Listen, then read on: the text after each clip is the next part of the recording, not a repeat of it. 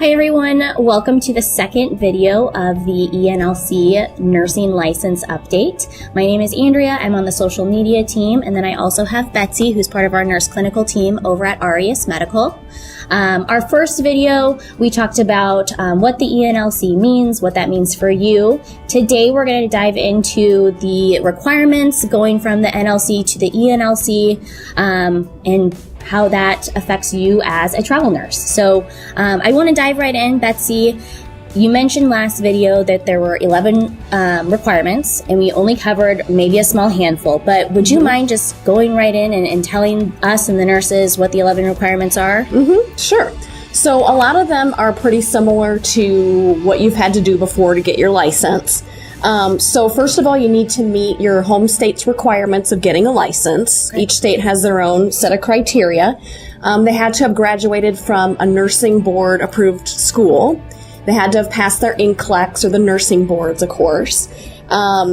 They have to be eligible or hold an active unencumbered license. They can't have had a felony in the past or a misdemeanor that's related to nursing practice.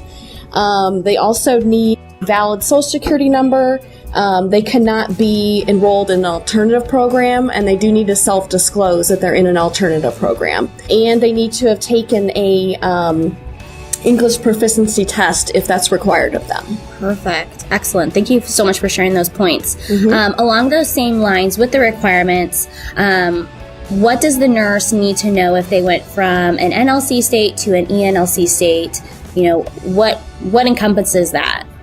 So this group of people probably have it the easiest in that they're grandfathered in and they don't have to do anything. Perfect. So if they were in a state and have a license, a multi-state license in an NLC state that then went to the eNLC, then you're grandfathered in and you're good to go. Perfect. So what happens, we've been hearing about the, July 2017 when all this kind of started. What does the nurse need to know that has been part of the NLC now going into the eNLC? What checkups do they need to be taking there? Right. So there is a certain time period, a certain window that people should be aware of. So if you had an NLC license before July 20th of 2017, you're grandfathered in, you're good to go. Okay. If you received your license between July 20th, 2017 and January 19th, 2018, unfortunately, you're in that window that was kind of a transitional period. Okay. So you really need to check online and see if you have a multi-state or a single-state license. Most likely, if you were in that window when you got your license, it's single state, and it will not work in the other eNLC states. Okay. So what about those states that, were a single state, were never part of the, NLC, that are now being transitioned to the eNLC? What guidelines do they need to follow? What do they need to know? So there were 5 states that before were never part of the original compact, and that's Florida, Georgia, Wyoming, Oklahoma, and West Virginia. So they immediately skipped the original compact and went straight into the eNLC.